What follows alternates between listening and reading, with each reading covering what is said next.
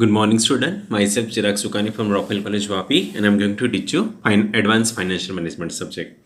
And we will continue the next method, that is decision tree approach. And now, in earlier video, we discussed about the standard deviation and coefficient of variation. So today we will start the next method, that is decision tree approach. Now, when cash flows are neither independent nor perfectly correlated, then this situation is dealt with conditional probability. यानी cash flows totally neither independent nor perfectly correlated with each other. Okay यानी आपको पता है इनके cash flow related है या नहीं है. कैश फ्लोस एक दूसरे के ऊपर इंडिपेंडेंट नहीं है. यानी कैश फ्लोस एक ईयर का कैश फ्लो दूसरे ईयर के कैश फ्लो के ऊपर डिपेंडेंट है. Okay and cash flow perfectly correlated नहीं है. Then this situation is dealed through conditional probability distribution. It is called as what? Decision tree approach. Okay, so when the cash flows are neither independent nor perfectly correlated, so in this situation we have to use decision tree approach.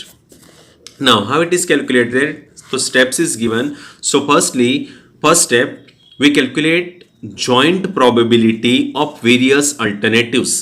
यानी जितने भी outcomes है alternative से उसकी joint probability first calculate करना है. Second calculate करना है net present value NPV of the project for each alternative. ना how the NPV is calculated ना you already learn in the lower standard, that is in SY financial management in capital budgeting chapter. Now NPV का concept आपको पता है कि what is net present value. कि net present value it calculate the present value of the future cash flow which is arrived at by discounting the cash flow at certain rate of return. Okay, and net present value क्या calculate करता है? Present value of the future cash flow. And आप estimate करते हो कि after 1 year इतना cash flow मिलेगा, after 2 years इतना मिलेगा, उसका प्रेजेंट वैल्यू कैलकुलेट करता है. Okay, because we all know that the value of money today is worth more than the rupee of tomorrow. Okay, so present value calculate करता है, that is net present value method. So at the second stage we have to calculate the net present value of the project of each alternative. Then third, calculate expected net present value. Now expected net present value, how it is calculated? By multiplying net present value of each alternative with corresponding joint probability. यहां तक आपका decision tree over हो जाता है. पहले joint probability calculate करो, second में NPV calculate करना है, एंड थर्ड में एक्सपेक्टेड एनपीवी कैलकुलेट करना है by multiplying joint probability with the net present value. Now in sometimes standard deviation भी कैलकुलेट करने के लिए बोलेंगे. So standard deviation we have to use this formula. Okay, now हम लोग ने आगे पढ़ लिया स्टैंडर्ड डिविएशन का, that is summation t equal to 1 to n probability into bracket. आगे क्या पढ़ा? कैश फ्लो पढ़ा. यहां पे डिसीजन ट्री में क्या यूज करना है? नेट प्रेजेंट वैल्यू जो हम लोग ने कैलकुलेट किया ना, वो that is net present value minus net present value bar, that is what expected NPV. NPV minus expected NPV square. वहां पे हम लोग ने क्या किया था? Cash flow minus expected cash flow किया था, बट यहाँ पे एनपीवी यूज करना, net present value. Then calculate CV, that is coefficient of variation, that is standard deviation divided by expected NPV. Okay, so this is what decision tree. Now what are the merits of decision tree? So it helps in visualizing the different alternative in a more graphical presentation. And a tree name itself suggest decision tree, तो construct करना है आपको decision tree, उसका अलग अलग branches. सो graphical presentation होता है. So it helps in visualising different alternatives in a more graphical presentation.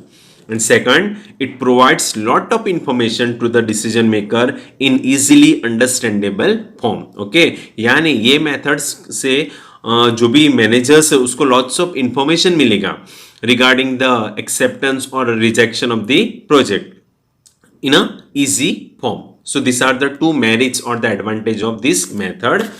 And then demerit, so only one demerit हम लोग यूज लिख रहे हैं, that is this method require lot of information. So this method become very complicated method because आपको future cash flow को convert करना है present value में, उसके लिए एनपीवी कैलकुलेट करना है, जॉइंट प्रोबेबिलिटी. सो उसके लिए लॉट ऑफ इंफॉर्मेशन चाहिए. So this method is what difficult method और the complicated method. Clear? Now जब हम लोग सम्स करेंगे तो यहाँ पे एक पर्टिकुलर नोट्स याद रखना है, वेरी इंपॉर्टेंट नोट्स है कि in decision tree approach risk free rate of interest is used for discounting the cash flow. यानी जब भी हम लोग नेट प्रेजेंट वैल्यू कैलकुलेट करेंगे वहां पे फ्यूचर कैश फ्लो को कन्वर्ट करेंगे into present value at certain rate of return, discount करना है। ओके तो वहां पे आपका डिस्काउंट रेट कौन सा यूज करेंगे? Risk free rate of interest, because in some time in sums two rate is given for the confusion. So यहां पे आपको कौन सा वर्ड यूज करना है? Risk free rate of interest. Clear? So हम लोग फर्स्ट सम्स कैलकुलेट कर रहे हैं, ध्यान देना। तो फर्स्ट सम अ स्टूडेंट, ना ये सम्स को रीड करना समझना मेन है, बाकी कैलकुलेशन बहुत इजी है, एक बार आप प्रैक्टिस करो आ ही जाता है, बहुत इजी है और एग्जाम में इसके सम्स आते हैं अगर पेपर इजी आता है तो। Now a student with entrepreneurship specialization is considering new project, वो लोग को एक नया प्रोजेक्ट लेना है, whose cost is 20 lakh rupees, then the estimated life of the project is 2 years, only 2 years का प्रोजेक्ट है। Now year 1, okay now year 1 suppose आपका प्रोजेक्ट का कॉस्ट कितना है? 20 लाख है। अगर मैं कोई भी प्रोजेक्ट में 20 लाख इन्वेस्ट करूं तो मुझे ईयर 1 में कितना मिल सकता है? सो ईयर 1 में मुझे 11 लैक्स मिल भी सकता है और 13 लैक्स भी मिल सकता है ना। 11 लैक्स मिलने की प्रोबेबिलिटी कितनी है? 0.4 एंड 13 लैक्स मिलने की प्रोबेबिलिटी की है कितनी है? 0.6 ना। ऑलवेज रिमेंबर ईयर 1 में जितना भी कैश फ्लो दिया होगा उसकी प्रोबेबिलिटी ऑलवेज 1 हो जानी चाहिए। ओके सो अगर मैं 20 लाख रुपीस प्रोजेक्ट में कॉस्ट यानी इन्वेस्टमेंट करूं सो ईयर 1 में मुझे 11 लाख भी मिल सकता है और 13 लैक्स भी मिल सकता है। 11 लाख मिलने के चांसेस 40% है, दैट इज 0.4 प्रोबेबिलिटी है, एंड 13 लैक्स मिलने के चांसेस 60% है, दैट इज व्हाट 0.6 प्रोबेबिलिटी है। क्लियर?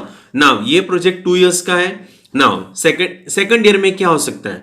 अगर फर्स्ट ईयर में 11 लैक्स मिला, फर्स्ट ईयर में अगर 11 लैक्स मिला तो सेकंड ईयर में 9 लाख मिलने की प्रोबेबिलिटी 0.6 है एंड 12 लैक्स मिलने की प्रोबेबिलिटी 0.4 है। आया समझ में? अगर फर्स्ट ईयर में 11 लैक्स मिला तो सेकंड ईयर में 9 लाख भी मिल सकता है और 12 लैक्स भी मिल सकता है। 9 लाख मिलने के चांसेस 0.6 है एंड 12 लाख मिलने के चांसेस 0.4 है। ये फर्स्ट एंड सेकंड ईयर का। नाउ अगर फर्स्ट ईयर में 13 लैक्स मिला, फर्स्ट ईयर में 13 लैक्स मिला तो सेकंड ईयर में 17 लैक्स मिलने के चांसेस 0.5 है एंड 20 लैक्स मिलने के चांसेस 0.5 है। तो ये रीड करना मेन जरूरी है। यानी ये फर्स्ट ईयर का cash flow is given and ये सेकंड ईयर का cash flow is given. First year में 11 लैक्स मिला तो 9 भी मिल सकता है और 12 भी मिल सकता है। फर्स्ट ईयर में 13 लैक्स मिला तो 17 लैक्स भी मिल सकता है और 21 लैक्स भी मिल सकता है। तो ये सम्स का मेन रीड करना जरूरी है बिकॉज उसके बेसिस पे आपको कंस्ट्रक्ट करना है decision tree. Then evaluate the project with the help of decision tree. The required rate of return is 14%। Is the project should be accepted और rejected. Okay so always remember अगर आपका expected NPV positive आए तो accept, negative आए तो reject. जो आप लोग ने कैपिटल बजटिंग में सीखा था ना वैसा ही रूल है एक्सेप्ट एंड रिजेक्ट का। पॉजिटिव तो एक्सेप्ट, नेगेटिव तो रिजेक्ट। नाउ यहां पे कोई रिस्क फ्री रेट नहीं दिया है बट यहां पे रिक्वायर रेट ऑफ रिटर्न दिया है। इन शॉर्ट ये सम्स में अगर एक ही रेट देंगे तो वो यूज करना है, but when two rate is given, एक required rate of return is also given and risk free rate is also given, तो आपको risk free rate वाला परसेंटेज कंसीडर करना है। क्लियर? तो एक क्वेश्चन हुआ, अभी हम लोग उसको सॉल्व करते हैं ना। अच्छे से ध्यान देना कैसे कंस्ट्रक्ट किया जाता है ना। फर्स्ट ऑफ ऑल यहाँ पे कॉस्ट 20 लैक्स है। ओके सो फर्स्ट आपको यहाँ पे कॉस्ट लिख देना है, दैट इज 20 लैक्स। कंस्ट्रक्ट करना है डिसीजन ट्री और ट्री के अलग अलग ब्रांचेस होते हैं तो आपको ब्रांच अच्छे से दिखाना है। ओके सो 20 लैक्स क्या है? आपका कॉस्ट है और इन्वेस्टमेंट है। क्लियर? नाउ प्रोजेक्ट की लाइफ कितनी? 2 years की है। सो आपको यहां पे फर्स्ट ईयर 1 उसका कैश फ्लो मिलने वाला है। ओके, सो उसके ब्रांच आपको डालना है। नाउ ईयर 1 में क्या क्या मिल सकता है?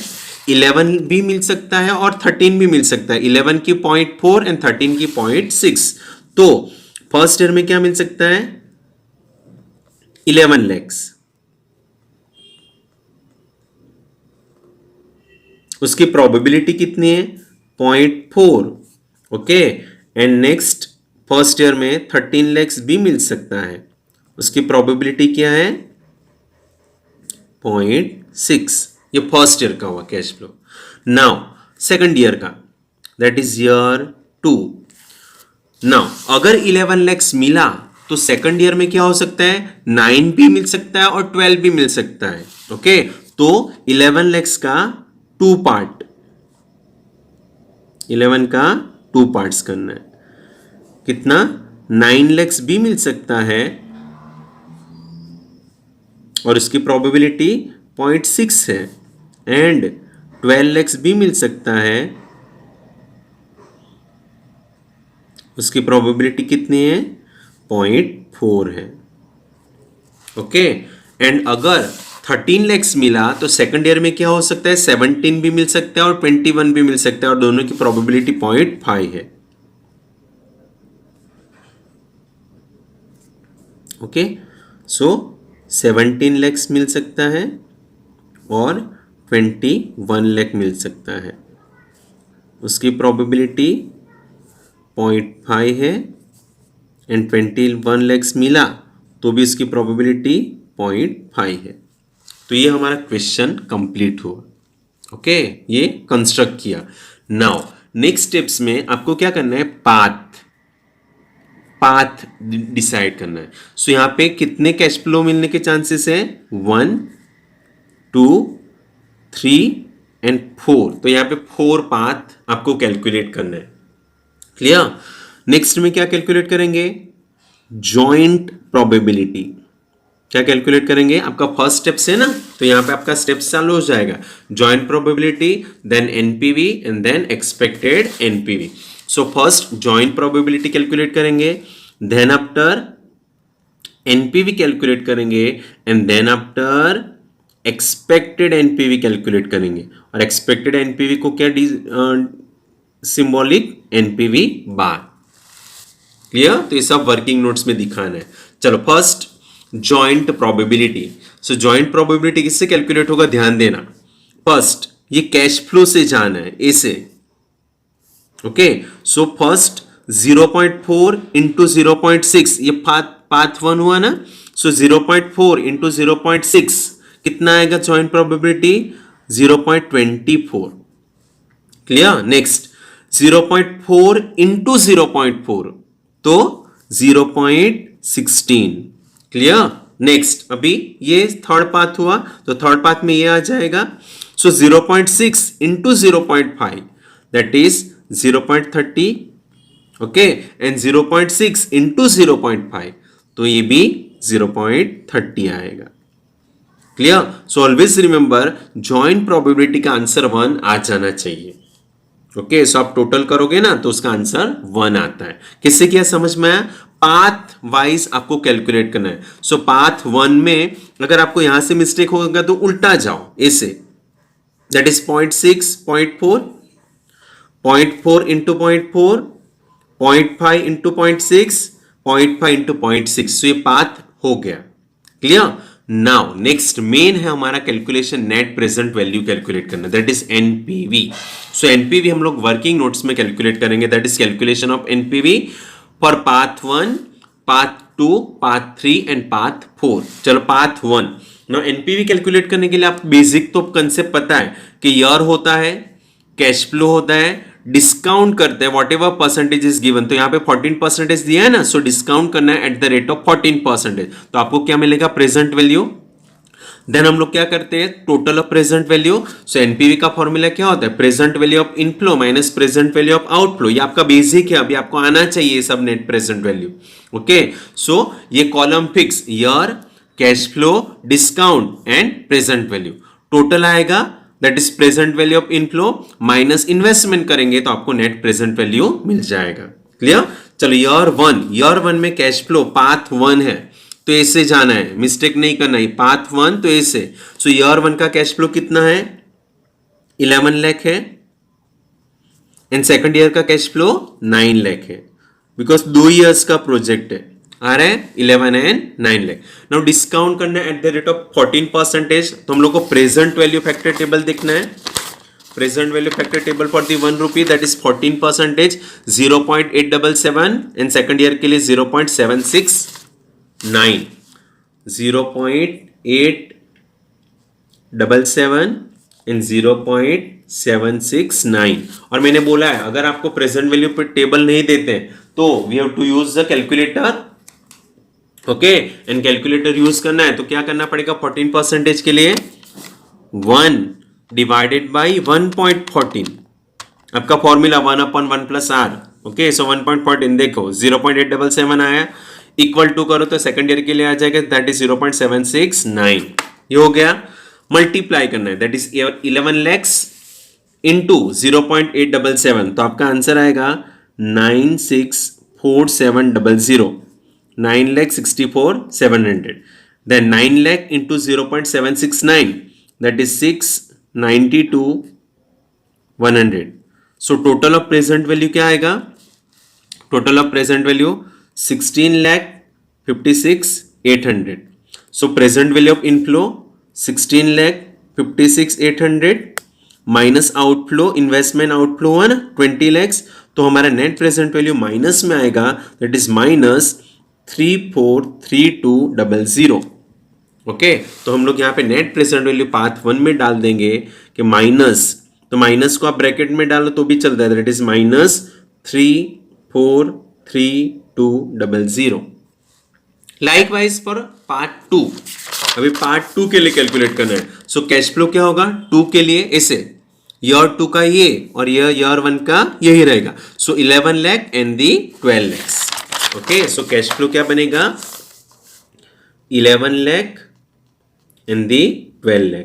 आ रहा है समझ में? सेकंड पार्ट के लिए नाउ वैल्यू सेम होगा, discount 0.877 for the first year and 0.769 for the second year, उसको मल्टीप्लाई करेंगे। सो फर्स्ट का तो सेम ही आएगा 9,64,700, सेकंड का 12 lakhs into 0.769 that is 9,22,800। So total of present value आएगा 18,87,500। सो एनपीवी अभी फॉर्मूला नहीं डालो, directly present value of inflow 18,87,500 minus outflow investment कितना है 20 लैक्स। क्लियर? सो अगेन यहाँ पे भी माइनस में आंसर आया 112500, 112500। ओके, सो यहाँ पे आपको लिख लेना है सेकंड पार्ट में minus 112500। Clear? Now for part 3, so column तो same year cash flow discount. अभी पार्ट 3 में कैश फ्लो कैसे देखना है? पार्ट 3 तो ये सेकंड ईयर का cash flow and first year का कैश फ्लो 13 लैक्स हो गया अभी। सो फर्स्ट ईयर का cash flow 13 lakhs and second year का cash flow 17 lakhs. Okay, present value तो सेम ही रहेगा, discount that is 0.877 for the first year and 0.769 for the second year. अभी मल्टीप्लाई करना है 13 lakhs into 0.877 that is 11,40,100। Okay, and 17 into 0.769 13,07,300। सो आपका total आएगा 24,47,400। सो NPV क्या आएगा? Present value of inflow minus outflow 20 lakh है इन्वेस्टमेंट। सो यहाँ पे आपका प्रेजेंट वैल्यू पॉजिटिव में आएगा दैट इज 447400। ओके, सो यहाँ पे आपको positive 447400। Clear? So last part cash flow, last part के लिए क्या होगा 21 सेकंड ईयर का एंड फर्स्ट ईयर का 13 लैक्स। सो 13 लाख फर्स्ट ईयर का एंड 21 लैक्स सेकंड ईयर का। Discountable same 0.877 and 0.769. Multiply 11,40,100 multiply करो 16,14,900. So total कितना आएगा 27,55,000. ओके, तो present value of inflow 27,55,000 minus outflow 20 lakhs. सो उसका भी आंसर पॉजिटिव में आया 755,000. ओके, तो यहाँ पे एनपीवी में डाल दो 755,000. आया समझ में how it is calculated. So NPV के लिए क्या कैलकुलेट करना है, year, cash flow, discount and the present value. जो भी प्रेजेंट वैल्यू आया उसमें से माइनस कर दो इन्वेस्टमेंट, तो नेट प्रेजेंट वैल्यू मिल जाता है. अभी expected NPV. So expected NPV is nothing but multiplying joint probability with the NPV. Okay, यानी 0.24 इंटू माइनस 343200. तो आपका आंसर माइनस में आएगा 82368. Clear. Likewise 0.16 into minus 112500. So minus में आंसर आएगा माइनस 18,000. क्लियर. Next 0.30 into 447400. सो यहां पे पॉजिटिव आंसर आएगा 134220. एंड यहाँ पे 0.30 into 7550. So again positive answer 226500. सो आपका टोटल आएगा, टोटल पॉजिटिव में आएगा, that is minus minus plus plus. So positive answer आएगा 260,352. ओके, सो आपका लास्ट का कंक्लूजन क्या होगा, आपको प्रोजेक्ट एक्सेप्ट करना है या रिजेक्ट करना है. Therefore the project should be accepted because there is positive expected NPV. आया समझ में कैसे करना है. सो ये हमारा फर्स्ट सम ओवर हुआ. Clear. So next sum in the next video. Bye, take care.